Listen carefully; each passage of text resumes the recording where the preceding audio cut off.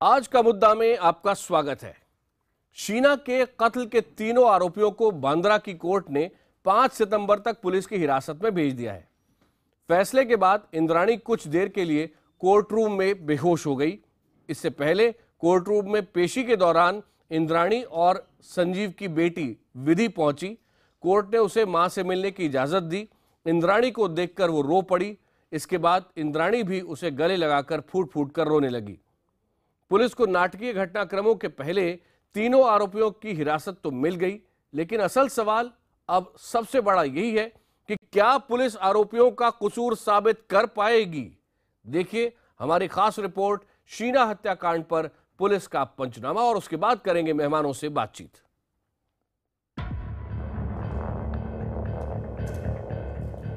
अपनी ही बेटी के कत्ल की आरोपी इंद्राणी,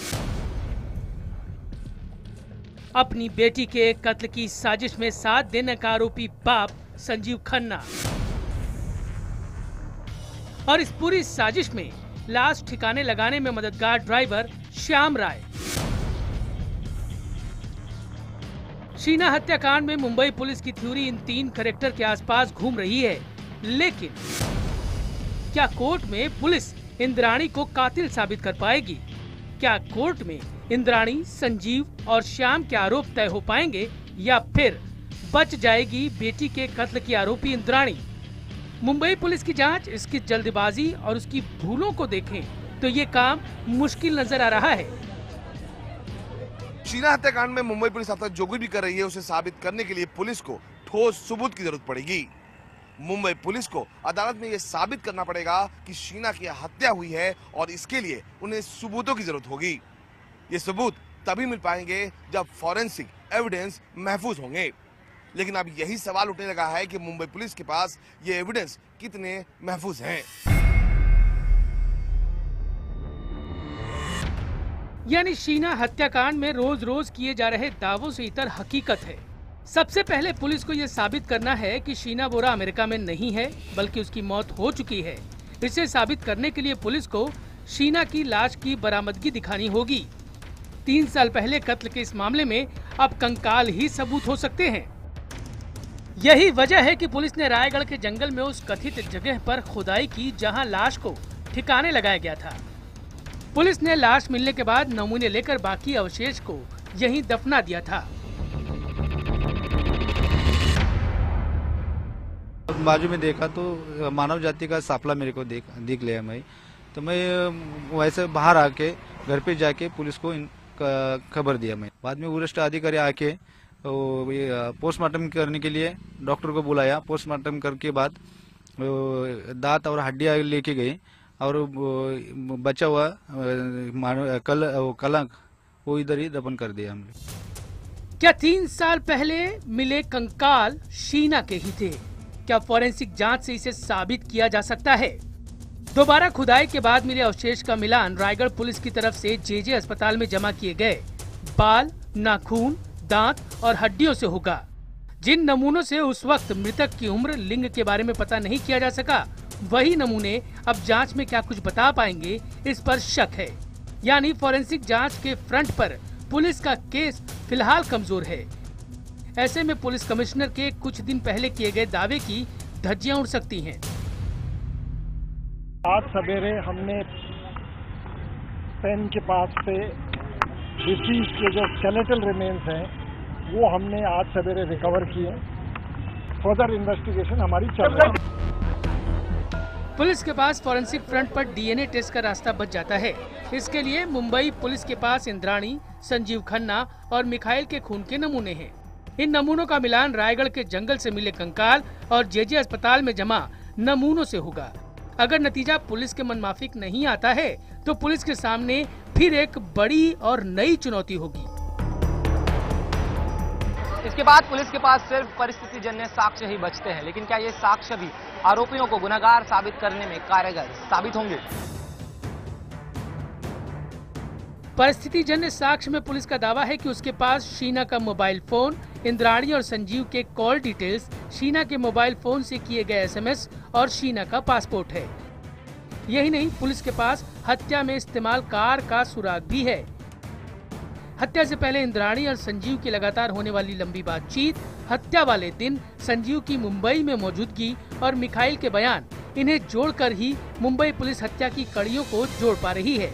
लेकिन यहाँ भी एक सवाल है, आखिर पीटर मुखर्जी से अब तक क्यों नहीं पूछताछ हुई? जहाँ तक कत्ल के मकसद की बात है तो मुंबई पुलिस ने शीना राहुल के रिश्ते, शीना और मिखाइल के जरिए पीटर के सामने पोल खोलने की धमकी देकर ब्लैकमेलिंग और पीटर की संपत्ति को हड़पने की साजिश को मकसद बताया है। लेकिन असल सवाल यही है कि क्या कोर्ट में टिक पाएगी मुंबई पुलिस की दलील या फिर बच जाएगी शीना के कत्ल की आरोपी इंद्राणी? इरशाद शम्सी, मुंबई, IBN 7। शीना हत्याकांड में पुलिस ने लापरवाही की, ये जो आरोप लग रहे हैं वो वहां से लगते शुरू हो जाते हैं जहां हत्या का दिन है। अब 3 साल बाद जब पुलिस ने इसे बेनकाब करने का बीड़ा उठाया है तो कई सवाल खड़े हो रहे हैं। सवाल पहला ये जो बेहद महत्वपूर्ण है, क्या पुलिस के पास इंद्राणी को कातिल साबित करने के लिए पर्याप्त सबूत हैं? दूसरा सवाल, शीना की हत्या हो चुकी है, क्या यह साबित कर पाएगी मुंबई पुलिस? तीसरा सवाल, क्या फोरेंसिक जांच से कोई ठोस नतीजा निकल सकता है? चौथा, क्या जंगल से मिले कंकालों को शीना के अवशेष साबित कर पाएगी पुलिस? पांचवा, क्या परिस्थितिजन्य साक्ष्य सर्कमस्टेंशियल एविडेंस के आधार पर दोष साबित हो सकता है? क्या पुलिस की दलीलें और सबूत आरोपियों को गुनहगार साबित करने के लिए पर्याप्त हैं? यही है आज का मुद्दा और इसमें आज हम शीना हत्याकांड में पुलिस के दावों का पंचनामा करने जा रहे हैं। इस पर बात करने के लिए हमारे साथ 5 खास मेहमान मौजूद हैं। दिल्ली से हमारे साथ हैं पूर्व IPS officer Kiran Bedi, supreme court के वरिष्ठ वकील के मनन हमारे साथ हैं, association of certified professional investigators of India के चेयरमैन, यानी अगर बहुत सिंपल भाषा में बोलूं तो ऐसे लोग जो प्रोफेशनल इन्वेस्टिगेटर, जो जासूस का काम करते हैं प्रोफेशनली पुलिस से अलग होकर, उनका जो संगठन है उसके चेयरमैन कुंवर विक्रम सिंह इस वक्त हमारे साथ हैं। मुंबई से हमारे साथ हैं महाराष्ट्र के पूर्व DGP PS पसरीचा और स्टूडियो में यहां मेरे साथ हैं forensic expert doctor SK Shukla. सबसे पहले मनन साहब आपके पास आ रहा हूं, उसका कारण यह कि अभी तक तो पुलिस की तरफ से जानकारी सिर्फ आती थी, लेकिन अब वो स्टेज आ गई है जहां वकील का रोल काफी महत्वपूर्ण हो जाता है। और इसलिए पहला सवाल मेरा आपसे यही है कि अभी तक जो बातें सामने आई हैं, क्या उनसे आप ये कहेंगे कि इंद्राणी को कातिल साबित करना, जैसा कि अभी तक पुलिस सूत्र दावा करते रहे, वो उतना आसान शायद ना हो? देखिए, मैं आपके चैनल के माध्यम से पहले भी बता चुका हूं, और भी चैनल के माध्यम से बताया है कि ये जो सर्कमस्टांशियल एविडेंस का केस होता है, मर्डर केस का, इसमें एक तो सबसे बड़ा अहम जो रोल अदा किया जाता है वो मोटिव करता है।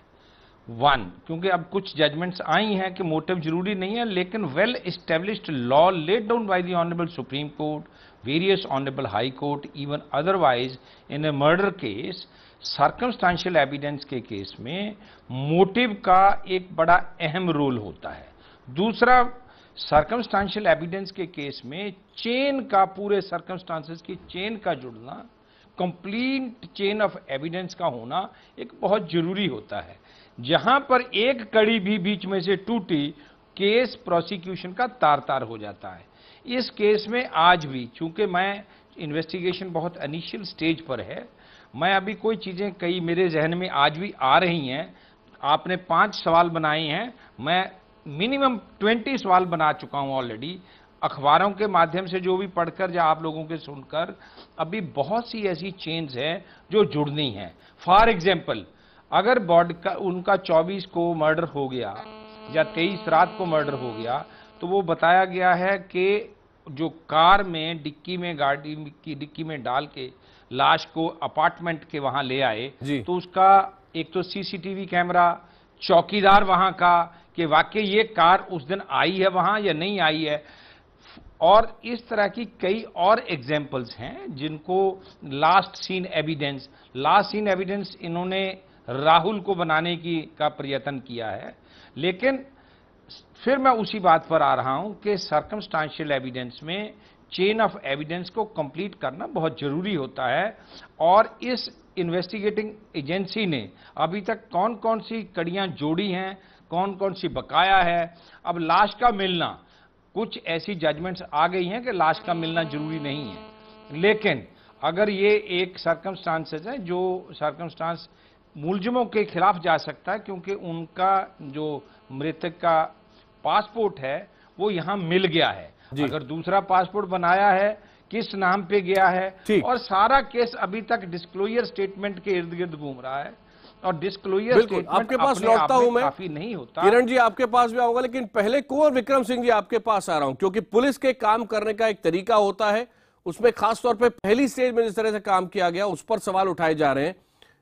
आप ये बताएं कि अगर एक प्रोफेशनल इन्वेस्टिगेटर यहां पर इसी केस में इस वक्त एंटर करता है तो उसके लिए काम कितना मुश्किल है? पहले तो मैं बताऊंगा कि ऐसे केस में कोई प्रोफेशनल इन्वेस्टिगेटर आता नहीं, ये पुलिस के डोमेन में आता है और पुलिस नहीं। लेकिन अगर कोई फैमिली, पर्टिकुलर फैमिली या कोई एक व्यक्ति चाहे कि आप अंदर आकर मदद करें, मान लीजिए आप पीटर मुखर्जी की तरफ से ही अपॉइंट होते हैं, तो आप किस तरह का रोल, आप जैसे लोग प्रोफेशनल इन्वेस्टिगेटर उसमें हेल्प कर सकते हैं? नहीं, इसमें हमारा अभी कोई रोल नहीं है, अभी तक कोई रोल नहीं है।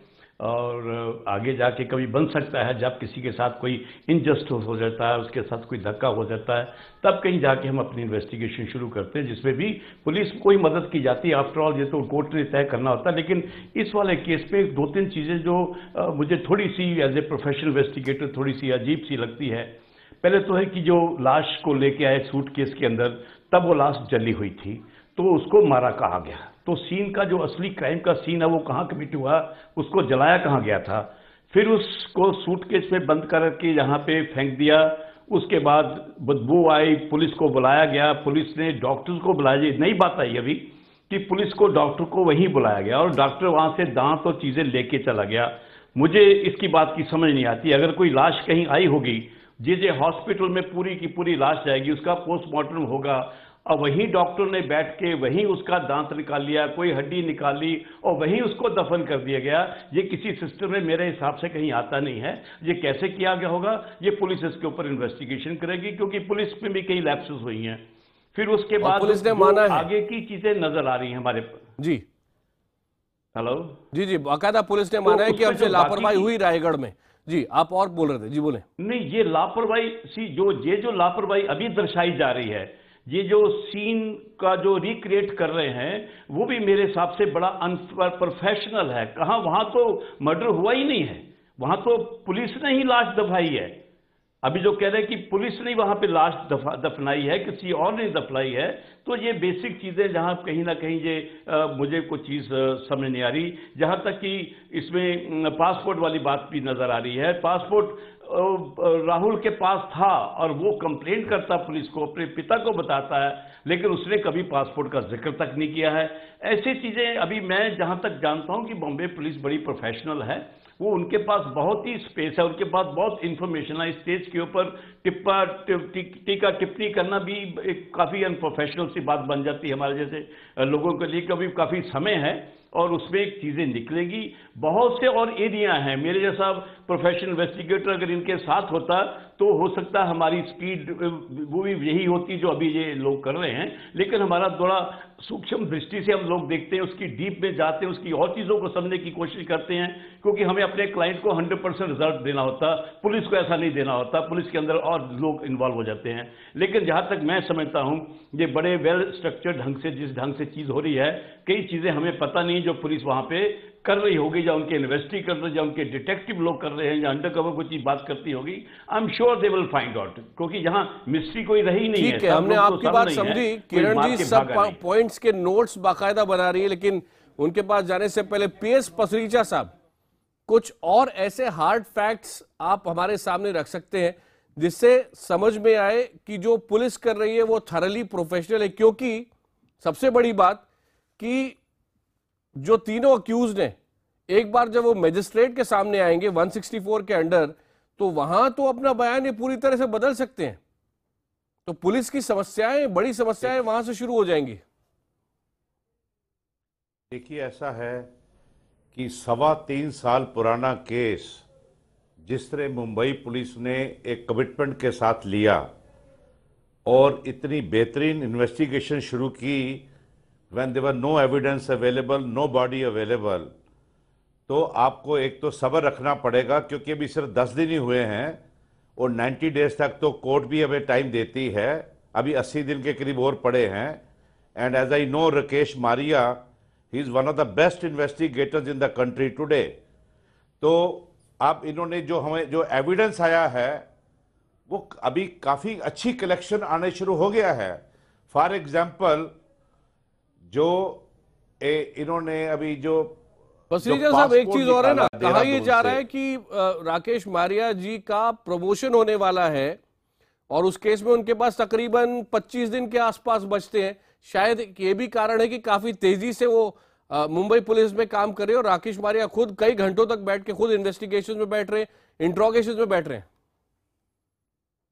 देखिए, राकेश मारिया के पास अगर मिनिमम भी लो तो 30 दिन है, लेकिन कोई ऐसा सेक्रोसेक्ट नहीं है कि 30 सितंबर को उसको जाना ही जाना है, ऐसा कुछ भी नहीं है। इस he can go a little longer also, उस पर क्या फर्क पड़ता है। इस commissioner of police is not retiring on superannuation. लेकिन इंपॉर्टेंट ये है कि पासपोर्ट जो मिला है वो बहुत इंपॉर्टेंट है।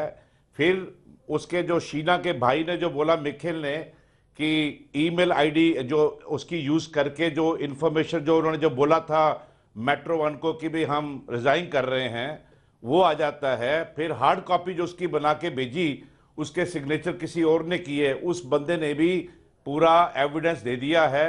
क्योंकि सारी चीजें आपको इधर नहीं पता लगा सकती, क्योंकि IO will never like to reveal everything at this stage for the media. अंदर क्या हो रहा है, you may not know it. Plus also under section 27 evidence act, under section 27 evidence act, मेरे 2 लॉयर भाई इधर बैठे हुए हैं, they will understand what I am saying. उसके अंडर खन्ना उनको जाके रिकंस्ट्रक्ट करके आए, एक बॉडी एक्सह्यूम की उनके इंस्टांस पे, वो बॉडी के जो स्केलेटन मिले हैं उसका भी वो डीएनए वगैरह सब हो जाएगा, उसको इसमें कोई मुश्किल नहीं होना चाहिए। अगर वो एस्टेब्लिश हो गया तो वो भी हो जाता है। In any case supreme court की रूलिंग एक बड़ी इंपॉर्टेंट है कि बॉडी ना भी मिले, पर अगर all other evidences are corroborative and quite strong, the murder trial stage. कोई ऐसी बात डरने की नहीं है। किरण बेदी जी, मैं आपके पास भी आना चाह रहा हूं, क्योंकि अगर आप सारी चीजें एक एक करके सामने रखें, मैं भी जी पसरीजा जी थोड़ा सा आप शायद पूरी बात करना चाह रहे हैं। पसरीजा जी जी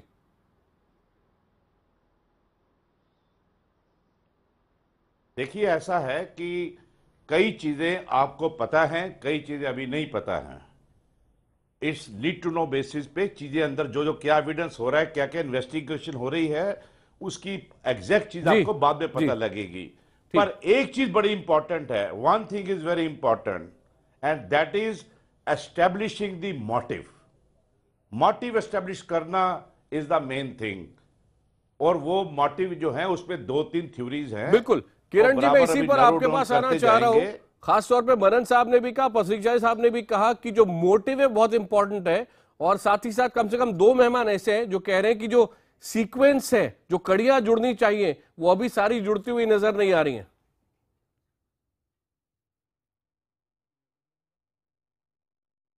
मैं समझती हूं कि सबसे इंपॉर्टेंट स्टेटमेंट इस वक्त जो इनके पास है वो है ड्राइवर की, क्योंकि ड्राइवर की जो स्टेटमेंट है वो एक अप्रूवर के रूप में बदली जाएगी। 164 स्टेटमेंट ले ली, ये मैं समझती हूँ ड्राइवर के का स्टेटमेंट, क्योंकि उसकी कहने से वो बॉडी आई है। 27 की जो डॉक्टर पसरीचा बात कर रहे थे, रिकवरी ऑफ द क्राइम, वो recovery of the body, recovery या टू द बॉडी, ये ड्राइवर की स्टेटमेंट बहुत अर्ली आई है, सो इसलिए वो लीस्ट मैनिपुलेटेड है इस वक्त। सो वो अप्रूवर बहुत इंपॉर्टेंट है जो इनको नेल करेगा। लेकिन और स्टेटमेंट्स जो हैं, जो उनके बेटे की हैं या उनके एक्स हस्बैंड की हैं या उनके दूसरे राहुल की हैं, ये स्टेटमेंट सर्कमस्टेंशियल एविडेंस केस को स्ट्रेंथन करेगा। सो एक तो है इनके पास अप्रूवर की स्टेटमेंट, दूसरी है जो अदर विटनेसेस है, जैसे लास्ट सीन एविडेंस है या लास्ट एक्ट एविडेंस है या पासपोर्ट के बारे में, ये है सर्कमस्टेंशियल एविडेंस। लेकिन अभी कड़ियां बहुत जुड़ने की वाली हैं। मोटिव अभी एस्टैब्लिश नहीं हुआ कि फाइनेंशियल मोटिव है ग्रीड मोटिव है या रिलेशनशिप मोटिव है, ये अभी क्लैरिटी नहीं हुई है। सो कुछ चीजें अभी क्लियर नहीं है, इसलिए पुलिस कस्टडी इनकी होनी बहुत जरूरी थी। और अभी जो 4-5 दिन इनको और मिले हैं उसमें हो सकता है कुछ और निकले। तीसरी चीज है, पुलिस सारी चीजें जो जो एविडेंस उनके पास आता है स्ट्रेटेजिकली शेयर नहीं करती है, क्योंकि उसको अभी आज शेयर नहीं करना था, क्योंकि उसको पुलिस का अभी कस्टडी चाहिए। अभी उनको कस्टडी लेने के लिए कुछ चीजें हाथ में रखनी जरूरी थी, जैसे कि वेपन क्या, उन्होंने कौन सा वेपन से इनको मारा। जैसे अभी लास्ट आपको बताया कि उन्होंने सिडेट किया और उन्होंने वो सिरिंजेस रिकवर की। तो ये सभी चीजें अभी बड़ी लिंक्ड है। मैं ये समझती हूँ अभी इनको ट्रूथ सीरम में जाना चाहिए, इनको हिप्नोसिस में भी जाना चाहिए, इनको अभी ट्रूथ सीरम में जाना चाहिए, हिप्नोसिस में भी जाना चाहिए, ताकि पता चले हिप्नोटिकली एक्चुअली हुआ क्या है। क्योंकि ये लेजिटिमेट वेज हैं, चाहे कोर्ट से इजाजत लेके करें या ये स्ट्रेटजी यूज करें। हिप्नोसिस में कई चीजों में ये सच्चाई सामने आती है, क्योंकि इंदिरा लगता है कि बड़ी और जब साइलेंट हो चुकी है वो अपनी बात नहीं कह रही। तो बात कन्फेशन की बात नहीं है, क्योंकि एज इट इज जो भी स्टेटमेंट दी जाएगी पुलिस के सामने वो एडमिसिबल नहीं है, लेकिन वो एविडेंस बताती है, मोटिव बताती है, एविडेंस की इन्वेस्टिगेशन की डायरेक्शन बताती है। इंदिरा जो, क्योंकि इंद्रानी जो चुप है, मैं समझती हूँ ट्रूथ सीरम में या हिप्नोसिस में हमको उसको ले जाना चाहिए और इसके लिए कोर्ट से इजाजत भी लेनी चाहिए अगर जरूरत है। ये तो आपने अभी महत्वपूर्ण motive बात बोली, establish नहीं हुआ, क्योंकि ये भी कहा जा रहा है कि बड़े बड़े लोग पुलिस के सामने टूट जाते हैं जब बात करने जाते हैं। इंद्राणी ने अभी तक कन्फेस किया है ऐसा पुलिस ने एक बार भी नहीं बोला है, न पब्लिकली ना ही सोर्सेज के जरिए। लेकिन एक और मेहमान हमारे साथ है, उनके पास मैं जा रहा हूं, doctor SK Shukla. Doctor Shukla, ये जो कहा जा रहा है कि हार्ड एविडेंस सबसे महत्वपूर्ण जो रहेगा वो यही रहेगा कि डीएनए जो मैच करता है कि नहीं करता। यानी इस वक्त जेजे हॉस्पिटल में 2012 के मई से जो अवशेष रखे हैं उस बॉडी के, उसमें तो ये भी नहीं मालूम पड़ा वो आदमी का है कि औरत का है, या फिर जिसको भी मारा गया था वो उसको कैसे मारा गया था, उसकी उम्र क्या थी। इतनी बुरी हालत है उस एविडेंस की।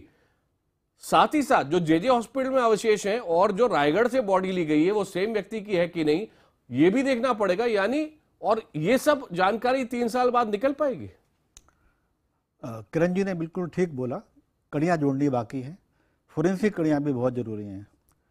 जो एविडेंस है, स्केलेटन्स मिले हैं जो सीन ऑफ क्राइम से और जो हॉस्पिटल में रखे हैं, इन सभी का डीएनए किया जाएगा। डीएनए से ये पता लग जाएगा कि ये फीमेल है या मेल है, बहुत आसानी से।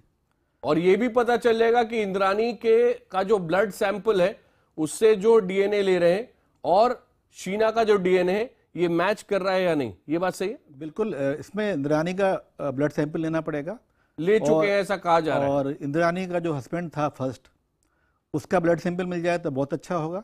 या जो भी बायोलॉजिकल फादर है, चाहे वो पहला हस्बैंड हो या जो भी बायोलॉजिकल फादर है, उन दोनों का लेना पड़ेगा। अगर वो ना मिले तो मिखाइल जो लड़का है उनका, उसका सैंपल लेके उससे मिलान कर सकते हैं। पर कहा यह जा रहा है ना कि मिखाइल और जो शीना है वो सगे भाई बहन शायद ना हो, शीना का जो बायोलॉजिकल फादर है वो कोई और हो। ये पता लग जाएगा डीएनए पे, ये डीएनए से पता चलेगा। हाँ, लेकिन पता लग क्या सिर्फ माँ का डीएनए और बेटी का डीएनए अगर आपके पास हो तो मैच करके आप बता सकते हैं ये माँ बेटी है? उसमें भी एक टेक्निक है एमटी डीएनए की, माइटोकॉन्ड्रिया डीएनए की, वो हमारे लेकिन हिंदुस्तान में अभी उसके बहुत ज़्यादा है नहीं, पर टेक्निक तो अवेलेबल है, अगर शायद बॉम्बे लैब में हो। बेहद पेचीदा मसला है और जैसा कि हम कह रहे थे, अभी तक पुलिस ने जो बातें सामने रखी हैं सूत्रों के आधार पर या फिर पब्लिकली सामने आके, और अब जो कोर्ट में हो रहा है यहां से बहुत सारी चीजें बदलने लगेंगी। खास मेहमान हमारे साथ बने हुए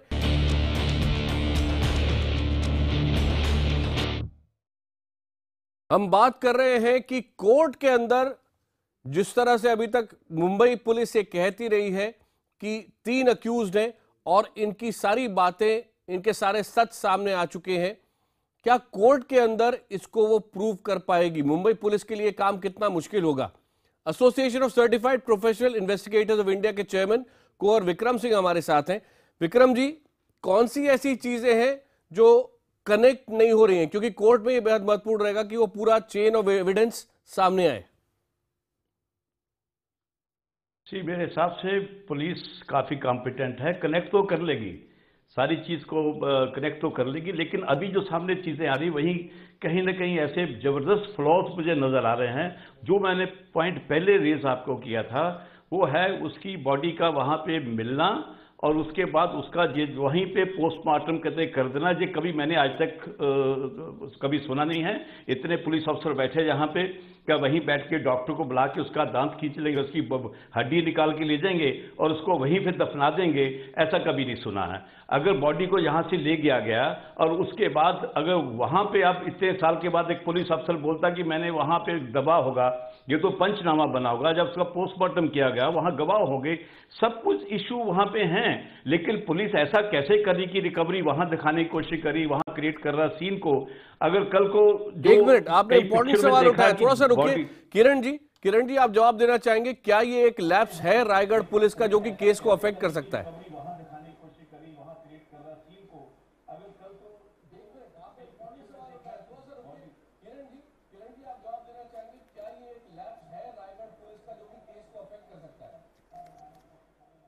ये मैजिस्ट्रेट के ऊपर डिपेंड करता है। ये अर्लियर लैप्सेस तो अलग हैं, इसको इसके साथ इस वक्त मिक्स ना करा जाए तो बेटर है। रायगढ़ ने भी गलती की है और कहीं मिसिंग रिपोर्ट भी के ऊपर भी गई, तो मैं ये समझती हूँ कि ये we will have to take, इसी पुलिस का काम है जितना एविडेंस वो ले सके वो कलेक्ट करे, ये पुलिस का काम है। पुलिस कन्विक्शन, पुलिस का काम सजा देना नहीं है, पुलिस का काम है एविडेंस को कलेक्ट करना, जिस हद तक पॉसिबल हो उसको कनेक्ट करना।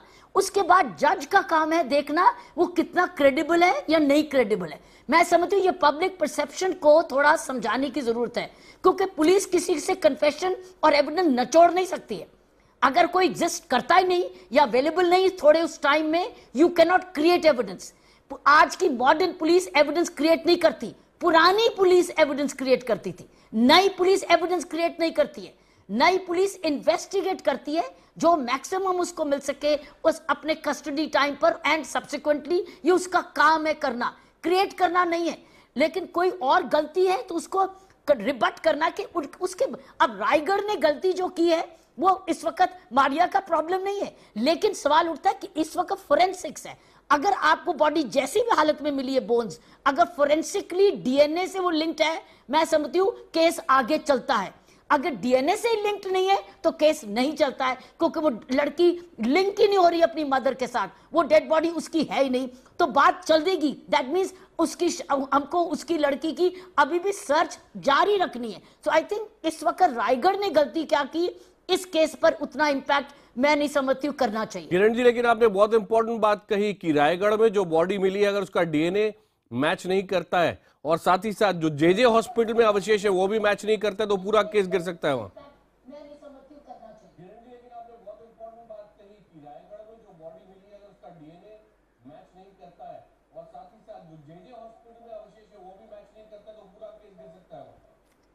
Absolutely, absolutely. तो इसका मतलब अभी वो लड़की मिली नहीं, उसकी बॉडी मिली नहीं, वो अभी मिसिंग है, मालूम नहीं कहाँ है, पता नहीं अभी भी अमेरिका में है। अब फिर अगर अमेरिका में है तो दैट मींस वो अभी मिसिंग है, तो केस की इन्वेस्टिगेशन जारी रहेगी, केस खत्म नहीं, केस चला बल्कि चार्जशीट ही नहीं हो सकेगा।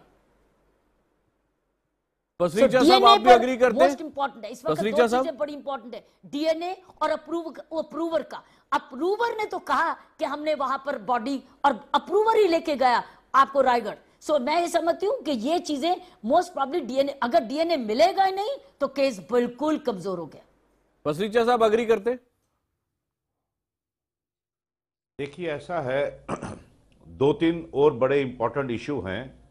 नंबर वन, जो पूरी जो हिस्ट्री है इंद्राणी की सिंस द एज ऑफ 14, 16, 18, और कितने वो झूठ बोलती रही, कितने कंट्राडिक्शन करती रही, which have been actually corroborated by Peter himself, Rahul, Michael, everybody, even the some of the friends, वो मीडिया में भी आए हैं, उन्होंने बोले भी हैं। तो दैट विल मीन कि उसके जो क्रेडेंशियल्स हैं मेन एक्यूज के, उसके ऊपर बहुत बड़ा सवाल आने वाला है, which will be admissible and which will be relevant also. That's one. Number two, जब सुरिंदर खन्ना को कैलकाटा से बुलाया गया उन दिनों में जब मर्डर का टाइम था, तो उसकी जो होटल की जो बुकिंग है वो इंद्राणी ने खुद करवाई हुई है। That is again a very very important evidence, उसने कराई है एविडेंस होटल में booking. Third will be there be number of telephone at different location different time, वो पता लग जाएगा कि कौन कहां पर था, किधर था, इकट्ठे थे नहीं थे। तो कई ऐसी चीजें हैं जो कुछ मैं बता सकता हूं, कुछ अभी नहीं बताएंगे क्योंकि that will adversely affect the investigation. But you can trust things are going very well on the track and I am confident ये केस काफी सॉलिड डिटेक्शन दिखेगी। It will be a real case of जो पूरा जो study के लिए colleges में जाएगा। I am very confident about it. Pasricha साहब ने जिस तरह से पूरा राकेश मारिया जी का समर्थन किया है, और जाहिर है हमसे थोड़ा ज्यादा भी जानते हैं, ये एडवांटेज भी है पसरीचा साहब के पास में। लेकिन सुप्रीम कोर्ट के आपके जैसे वरिष्ठ वकील के बनन साहब, अगर आपके पास आज के टाइम में इंद्राणी की तरफ से कोई आए और कहे आप इस केस को डिसमेंटल कर सकते हैं, तो आपके लिए काम कितना मुश्किल या आसान होगा? देखिए, एज ए लॉयर इस स्टेज पे मैं फिर वही बात कहूँगा कि इस बहुत ही इनिशियल स्टेज है, अभी तो पुलिस की कस्टडी में है मुलजिम। लेकिन जो एक बात अभी किरण जी ने कही है, मैं उस बात से सहमत हूँ। अगर डीएनए उनका नहीं मिला, पसरीचा जी का कहना है कि ड्राइवर वहाँ उनको लेके गया, सेक्शन 27 में ये बात इनकी सही है कि न्यू डिस्कवरी ऑफ इफेक्ट, जो सच्चाई सिर्फ एक ड्राइवर या दो व्यक्तियों को पता थी, पुलिस को नहीं पता थी, अगर उन्होंने वो पॉइंट आउट स्थान किया है और वहां से कोई रिकवरी हुई है तो वो रिकवरी तो एडमिसिबल है। लेकिन बात वही है, किरण जी ने जैसे कहा है कि मैं आपको अगर स्टेज आगे ले जाता हूं, डीएनए मान नहीं लीजिए मिलता है, डीएनए मैच परफेक्ट हो जाता है, उसके बाद भी कितना अगर हो जाता है, अगर मगर पर कभी भी केसेस नहीं चलते हैं। जिस तरह पसरीचा जी बता रहे थे कि उनका टेलीफोन पे बात करना, उनका एक सर्कमस्टांस हो सकता है, complete chain of a circumstance नहीं माना जा सकता उसको। लेकिन एक और चीज है, अब टेलीफोन की उन्होंने बात करी है, मेरे जहन में खड़े खड़े एक क्रिमिनल प्रैक्टिसिंग लॉयर आ गई बात। क्रॉस एग्जामिनेशन अगर मैं करता होता, एकदम मैं एक सवाल और पूछता, क्या पुलिस ने अभी तक उनकी लोकेशन रायगढ़ तक उनके टेलीफोन्स की कलेक्ट कर ली है? वो करी होगी जरूर, लेकिन एक मैं चीज का आपको सोर्सेज हमें कह रहे हैं कि कर ली है, और कोई भी कह नहीं रहा, बता रहे हैं कि मैं कह रहा हूं लोकेशन दिखाता है कि तीनों एक साथ थे। अब ये सोर्सेज पर है, कोर्ट में क्या लाते हैं? मैं कुछ और कह रहा हूं कि जो कोई नहीं कह रहा है, साहस नहीं कर रहे हैं या इनके ख्याल में नहीं ये बात आ रही है, पुलिस कभी भी किसी को अरेस्ट करने से पहले 100 बार सोचती है। सुप्रीम कोर्ट की गाइडलाइंस हैं, उन्होंने इनको तभी अरेस्ट किया होगा जब उनके पास कोजेंट एविडेंस होगी, और कोजेंट एविडेंस के बिना ग्राउंड्स अगर नहीं है पुलिस के पास किसी को अरेस्ट करने की, वो पुलिस अरेस्ट नहीं करती है। तो इसलिए बहुत सी ऐसी चीजें हैं जो पुलिस ने आप तक नहीं पहुंचाई होंगी और ना ही पहुंचानी चाहिए। मैं अगर प्रोसिक्यूटर हूं केस का, तो मैं बिल्कुल एडवाइस करूंगा अपनी इन्वेस्टिगेटिंग एजेंसी को माइंड रीड भी कर लिया इसके ऊपर। लेकिन थोड़ा सा मुझे ये बताएं कि इस केस में किस स्टेज पर पुलिस वो बातें लाकर सामने रखेगी जो सबसे क्रूशियल है? 90 डेज पुलिस के पास हैं from the date of arrest of the first accused. 90 days police के पास है उनको चार्जशीट करने के लिए। अगर सफिशिएंट एविडेंस नहीं भी आती है, इन्वेस्टिगेशन उनको कंटिन्यू भी करवाया जा सकता है, उसमें सप्लीमेंट्री चार्जशीट दाखिल की जा सकती है। सेक्शन 173 सब सेक्शन 8 होता है, उसमें चार्जशीट जो होती है वो सप्लीमेंट्री भी डाली जा सकती है। जैसे CFSL की रिपोर्ट जल्दी नहीं आती है, DNA की रिपोर्ट नहीं आती है। किरण जी ने कहा है कि उनको उनका जो अपना जो टेस्ट हैं कुछ वो बाकी हैं और कराने चाहिए। मैं नाम नहीं जानबूझकर ले रहा हूं, क्योंकि वो एक पुलिस कराते समय अपना एक एप्लीकेशन जज साहब के सामने देते समय ये अक्यूज का अधिकार भी होता है कि वो मना भी कर सकता है उसको जाने की। ट्रूथ सिस्टम और हिप्नोसिस, ट्रूथ सीरम और नहीं जाना चाहता तो कर सकता है। मैं नाम नहीं ले रहा हूं उसको, वहां पे कोर्ट में ये नहीं कहते, नार्को टेस्ट कहते हैं। नार्को टेस्ट के लिए मुलजिम मना कर सकता है, ये उसका भी डिस्क्रिशन है। और पॉलीग्राफ टेस्ट के लिए भी मना कर सकता है, मना कर सकता है, ये उसका डिस्क्रिशन है। और पुलिस कोर्ट उसको उसके लिए कंपेल नहीं कर सकता कि आपने जाके देना है। Maximum investigating agency prosecution adverse influence draw करने की कोशिश कर सकता है उसके डिनाइल का। कुल मिलाकर हम एक बात पर तो सब सहमत नजर आ रहे हैं और वो ये कि ये बेहद महत्वपूर्ण होगा कि डीएनए मैच करे, क्योंकि उसी से ये प्रूव होता है कि ये अगर मैच करता है तो कि ये शीना की ही बॉडी है, जो कि ड्राइवर अगर वो अप्रूवर बन जाता दिखाता है तो केस वहां से वाटर टाइट बन जाता है। लेकिन फोरेंसिक्स के लिए कितना आसान या मुश्किल होगा, इस पर भी बात करेंगे। मिनट आज का मुद्दा में एक बार फिर आपका स्वागत है। हमारे खास मेहमान इस वक्त हमारे साथ हैं, forensic expert doctor SK Shukla के पास में सबसे पहले जा रहा हूं, क्योंकि सीएफएसएल की जो लैब होती है जहां पर डीएनए मैच किए जाते हैं, उसके डायरेक्टर रह चुके हैं हैदराबाद में भी और चंडीगढ़ में भी doctor SK Shukla. Doctor Shukla, एक बात बताएं कि अगर आपके पास इंद्राणी का ब्लड सैंपल है, जो कि हमें सोर्सेज बता रहे हैं कि लिया जा चुका है, और साथ ही साथ जेजे हॉस्पिटल का 2012 का सैंपल है, वहां से डीएनए लिया जाता है बोन से या हेयर से, तो कितना टाइम लगता है ये बताने में कि ये डीएनए मैच कर रहा है कि नहीं? बोन से और टूथ से और हेयर से, ये बोन में चूंकि कैल्शियम होता है तो डीकैल्सिफिकेशन करना पड़ता है। तो नॉर्मली तो ये 2 दिन का भी काम नहीं है डीएनए एग्जामिनेशन, लेकिन बोन के केस में 3 से 4 दिन तक लग जाते हैं। और उसके बाद कंक्लूसिवली बोला जा सकता है 100% जो कोर्ट में एडमिसिबल होता है कि ये जो दोनों डीएनए मैच करते हैं माँ और बेटी के हैं?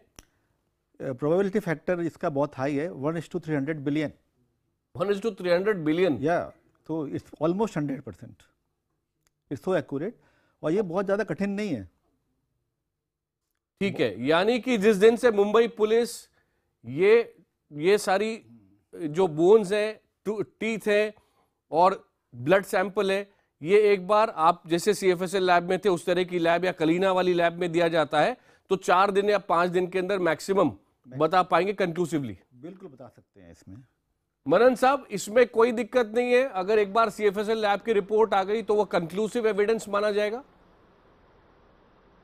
सेक्शन 293 सीआरपीसी है, कोई भी एफएसएल की जो एक्सपर्ट ओपिनियन की, लेकिन वो कोर्ट पे डिपेंड करता है कि गवाह में एडमिसिबिलिटी के साथ साथ गवाह को बुलाना है विटनेस बॉक्स में और नहीं बुलाना है, ये डिपेंड करेगा। जैसे इन्होंने खुद ही कहा है कि ये निर्भर करेगा, और फिर वो डीएनए लेने से पहले जो सीजर मीमो बने हैं वो किस तरह से बने हैं, किस हालात में बने हैं, वो मिले भी थे, उसके थे या नहीं थे, number of things are there. Of course अगर डीएनए का अगर मैच हो जाता है, ये एक बहुत बड़ा सर्कमस्टांस जो प्रोसिक्यूशन की फेवर में जाएगा और डिफेंस के अगेंस्ट जाएगा, और डिफेंस उसको तोड़ने का प्रयत्न करेगा ड्यूरिंग ट्रायल, लेकिन एक बहुत बड़ा ये वाटर टाइट केस हो जाएगा फिर। लेकिन इस स्टेज पे फिर मैं वही उसी बात पे आ रहा हूं कि बहुत ही इनिशियल स्टेज है, मुलजिम अभी पुलिस रिमांड में है, इस पर किसी प्रकार की टिप्पणी करना इतना हमारे लिए भी वाजिब नहीं है, जो एक लॉयर की हैसियत से मेरे लिए वाजिब नहीं है, इवन अदरवाइज भी। इसका ये मतलब नहीं है कि पुलिस का केस कोई कमजोर है। जैसे मैंने पहले बताया कि पुलिस ने अगर किसी को अरेस्ट किया है तो पुख्ता सबूतों के आधार पर ही किया होगा, कुछ ना कुछ उनके पास ऐसी चीजें आई होंगी जो कनेक्ट कर रही होंगी मुलजिमों को। इसलिए इस स्टेज पर जितना भी इन्वेस्टिगेटिंग एजेंसी ने मटेरियल इकट्ठा किया है वो मेरा ख्याल सफिशिएंट होगा। और फिर सबसे बड़ी बात है कि उस केस डायरी को देखकर ही पुलिस का रिमांड दिया जा रहा है। ऐसा नहीं है कि आंख मूंद कर कोर्ट उनका पुलिस रिमांड दे रही है। उन्होंने केस डायरी पढ़ी होगी, केस डायरी में क्या क्या चीजें आई हैं जरूरी नहीं है, और मैं जरूरी क्या वो बिल्कुल आपको बता नहीं रहे होंगे, 100 में से आधा % भी चीज बाहर नहीं आ रही होगी। लेकिन कुंवर विक्रम सिंह जी, एक बात ये दिलचस्प रहेगी देखना, बेहद महत्वपूर्ण भी रहेगी केस में, 2012 से जो सैंपल जेजे हॉस्पिटल में रखा है और जो बॉडी अब निकाली गई रायगढ़ से, ये सेम है भी कि नहीं? इसमें वो तो जैसे डीएनए के एक्सपर्ट बोल रहे हैं कि वो पता लग ही जाएगा, लेकिन एक आपको मैं बात बताना चाहता हूं इसमें कि ये केस की शुरुआत किसी व्यक्ति ने इन्फॉर्म किया है, और वो व्यक्ति मेरे हिसाब से कोई ना कोई ऐसा इंपॉर्टेंट क्रेडिबल व्यक्ति होगा जिसकी बात पुलिस ने मान ली। ऐसी बहुत सूचना ऐसी पुलिस को, लेकिन उसकी बात मान के और उसके बाद जो उन्होंने इन्वेस्टिगेशन अपने आप पहले शुरू की होगी जैसे मनन जी बोल रहे हैं, किरण बेदी बोल रहे हैं कि उनके पास काफी मटेरियल होगा। मेरी भी सूचना है कहीं ना कहीं कि किस व्यक्ति ने ऐसी सूचना दी होगी, उसके पुलिस के पास काफी होगा।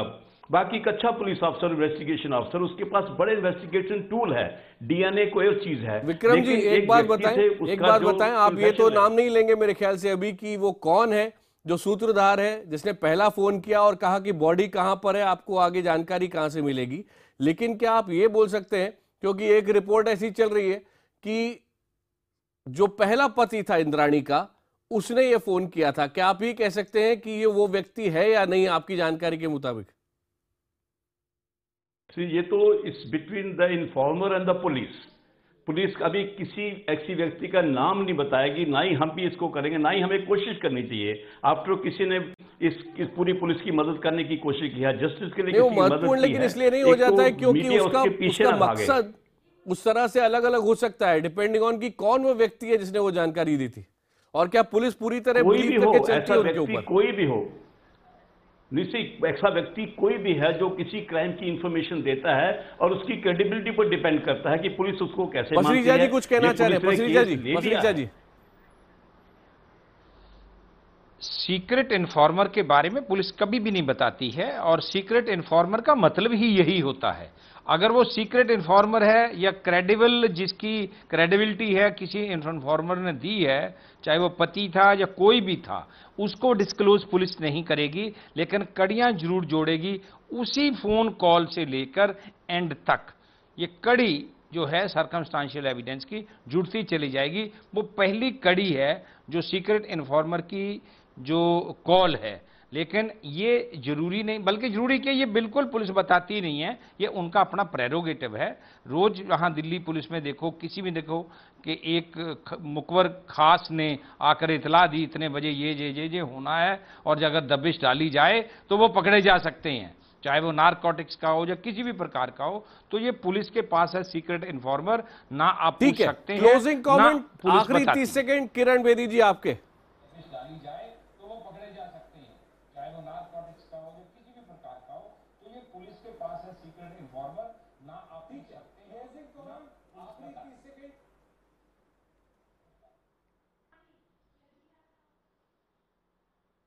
किरण बेदी जी आपका क्लोजिंग कमेंट। किरण जी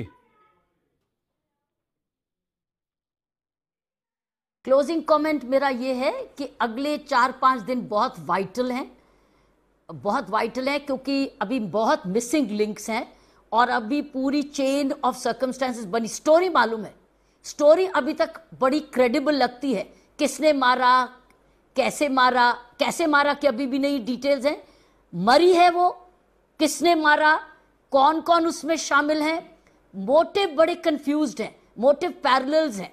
सो अभी मोटिव्स पैरेलल हैं, कैरेक्टर उसका निकल के आ रहा है, बिल्कुल जैसे डॉक्टर पसरीचा ने बोला, पुराना कैरेक्टर उसका, ग्रीड एंड मनी, ये चीजें निकल के आ रही। अभी बहुत सारे जॉइनिंग द डॉट्स हैं, लेकिन ट्रेंड नजर आ रहा है, स्टोरी नजर आ रही है, लोग एक्टर्स नजर आ रहे हैं, लेकिन सीक्वेंस जो है वो अगले 4-5 दिन में जब तक जुड़ेगी नहीं तब तक। और ये फोरेंसिक एविडेंस बड़ा इंपॉर्टेंट है, ये वाइटल रोल प्ले करेगा। और मैं अभी भी कहती हूँ बिल्कुल किरण जी बहुत बहुत धन्यवाद, के बनन जी को, विक्रम सिंह जी, पसरीचा साहब और डॉक्टर शुक्ला, आप सबका बहुत बहुत धन्यवाद। अपडेट्स आगे भी हम देते रहेंगे। ये जरूर बताते चलें कि मुंबई पुलिस जल्द ही प्रेस कॉन्फ्रेंस करके कुछ और भी जानकारियां महत्वपूर्ण दे सकती है, ये हमें सूत्र बता रहे हैं।